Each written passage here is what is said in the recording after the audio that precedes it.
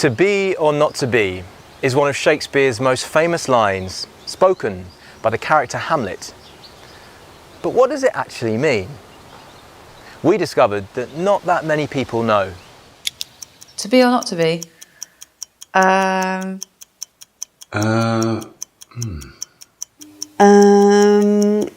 be or not.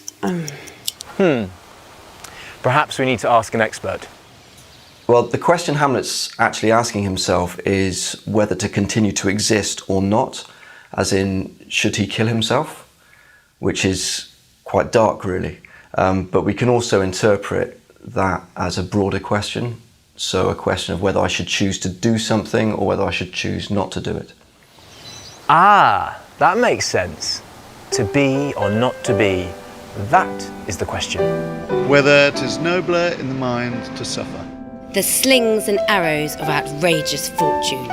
Or to take arms against a sea of troubles. And by opposing end them, to die, to sleep. No more, and by asleep, to say we end. A lot of Shakespearean language is no longer used in spoken English.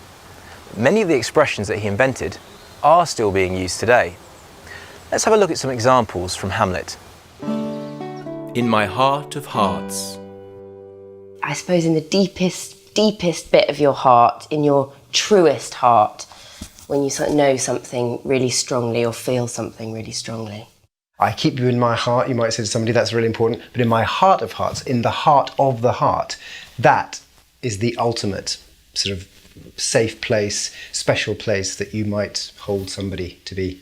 My own flesh and blood. Somebody who is related to you or somebody who feels so close to you that they're actually part of your own being. So it's an idea rather than a reality necessarily, but it can feel that way, I think. It's just a really fundamental tie of the lineage of your family coming through bodies, almost like a Russian doll. You open one, here's the next one. In my mind's eye. I think it's referring to the imagination, what you see in your head. So if you had a little camera in your head, it would be what you're picturing. So in the context of the play, he's seeing his dead father. Horatio initially thinks he's maybe actually seeing him, but he's saying, no, I'm just seeing him in my head. So I guess if you see something in your mind's eye, you're picturing whatever your mind's conjuring it of it is, rather than what's actually there. And that's just from Hamlet. There are so many words and expressions that we use today without even thinking about it. And those words are here to stay.